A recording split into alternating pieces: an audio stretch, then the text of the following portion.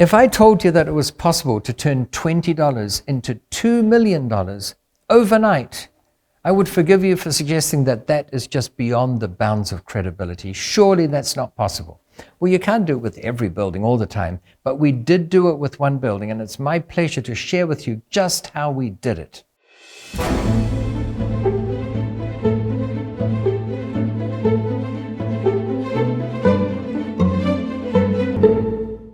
Before we get to the deal where I show you how we turned $20 into $2 million overnight, I want to take you to the Arizona desert where I live. This is a piece of land. We had 168 acres. It was in the middle of nowhere. What do you do with it? Well, what we did is we started digging a hole. We hired a fleet of 24 heavy earth-moving machineries to dig a hole, and they were at it for 3 8-hour shifts a day for 3 solid months. And at the end of it, we had 2 massive holes dug in this land. And you might think, what on earth is going on? Lots of the locals wondered that too. Here you can see it from a helicopter. It's an aerial shot. And then over the period of another 3 months, we started filling this hole with water. In fact, you can see the water coming in here. It took a long time to fill because they were massive holes. We had 24 acres of water, in fact. And slowly it got filled until eventually we had enough water in there to turn them into water ski lakes. And of course, the value of the land on the perimeter went up by a lot more than the value of the 24 acres that we lost. But you can see that it turns into quite a spectacular water ski lake facility that I think many people really enjoyed living at. Another property we came across was a building that was used by a rope factory. And because rope making machines tend to need a very long, skinny building because they're weaving this rope together, this building was about 300 yards long and only a couple of yards wide. And we couldn't figure out what to do with the inside of this building because what can you put in there? And everyone racked their brains. It had been on the market for ages. And eventually we hit upon the solution. So we went ahead and bought it. And the truth is, we never did anything with the inside of the building. We did something with the outside of the building because this building was also in an area where access was extraordinarily difficult. It was sandwiched between a state highway and a railway line. And it means that you couldn't really use it for something that people needed to go to regularly.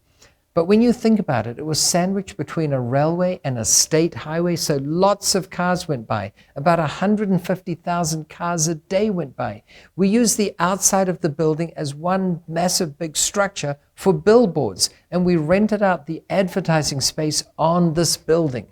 And then the irony is about 3 months after we finished this, and we were collecting rent from the people with space on the billboards, we found a paint company that wanted to store very high volatilic paints inside this building. They didn't need to access them often, so it was a perfect combination of still being able to rent out the interior while getting massive revenue from the exterior of this building. In fact, you'd be surprised how much money is generated from billboards in general. And if you can find a way where you can legally put advertising space on something, you'll find a way of generating revenue. Another one, by the way, is on the roofs of buildings. When you fly into a city to land at the airport, you'll be stunned at how few of those roofs are used to advertise products that advertisers are willing to spend money on. Remember, the most valuable piece of real estate is the 6 inches, give or take an inch or two, between your right ear and your left ear, because it's what you create in that space that ultimately will determine your net worth. So I know the idea you've all been waiting on as to how we did it is how we turned $20 into $2 million overnight. And to explain this one, I have to set the scene. It was in the city of Jakarta, which is the capital of Indonesia. And Jakarta is one of the most densely populated cities in the world, and they are renowned for having the worst traffic jams possible. In fact, often to get from one place to another, you measure the distance not in terms of kilometers or miles, but in terms of hours. And in the CBD, the Central Business District, if you want to get to the airport from there, the journey should take about 45 minutes based on how many miles it is. But in reality, it can take anywhere from 4 to 6 hours because traffic is so crazy. That means that a director of a company in this commercial building, if he had a 9 a.m. board meeting, he probably couldn't book a 2 p.m. flight because he'd have little guarantee that he'd be able to get on that flight. So the question is, firstly, what did we spend the $20 on? And what did we spend the $20 on? I spent the $20 on a bucket of white paint and a brush. And I went onto the roof of this commercial building. It was a flat concrete roof. And I painted a big white circle. And then in the middle of the circle, I painted the letter H. And I turned it into a helipad. Now, full disclosure, we also had to get Civil Aviation Authority approval to put a helipad there. You can't just put one on any building, but we got that. And now these directors of these companies in this commercial building could get to the airport in 15 minutes. So obviously that increased the rental value for these people. Now down there, their currency is rupiah, and they use square meters rather than square feet. But converting it back from square meters and rupiah, the rental previously was about $14 a foot, and it went to $16 a foot. So that was an increase in rental of $2 a foot from 14 to 16. And some of the tenants were perfectly happy to pay that extra $2 a foot because they could use the services of that helipad to get to the airport. Others who perhaps knew that they would never use the helicopter were still happy to pay an extra $2 a foot because they had bragging rights. They could say to their customers and clients and friends and family, oh, our building has helicopter access to the airport. Let's look at it. You may think that $2 a foot doesn't mean that much, but we got an extra $2 a foot per square foot, and the building had a total of 100,000 square foot of leasable area. So $2 a foot times 100,000 square feet, that meant we got an extra 200,000 of rental per year. And how do you work out the value of an extra 200,000 of rental income? Well, the formula is the value equals the rental divided by the cap rate. And cap rates in Jakarta at the time were about 10%. So when you divide $200,000 by 10%, you end up with an increase of value of $2 million.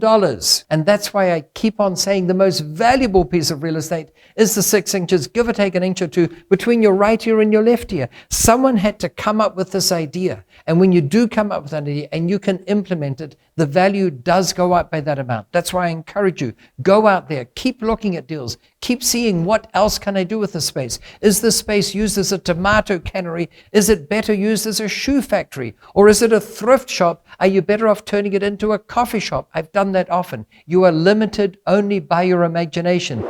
So what we did today was just 3 ideas on how you can massively increase the value of your real estate without spending much money. I've got many more here. Here I have 101 ways of massively increasing the value of your real estate without spending much money. In fact, that helicopter idea, the helipad on the roof, that is in here. That's one of the 101 ways, but there are 100 more. And just a reminder, was it easy to come up with 101? No, it was difficult. It was difficult to limit it to 101 ways because there are so many more.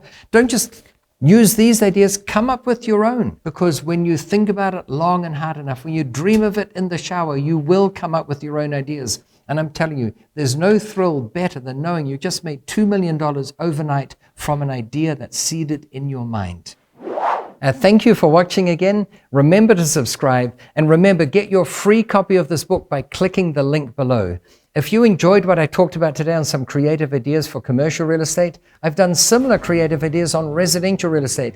Go and check it out. We'll see you again soon.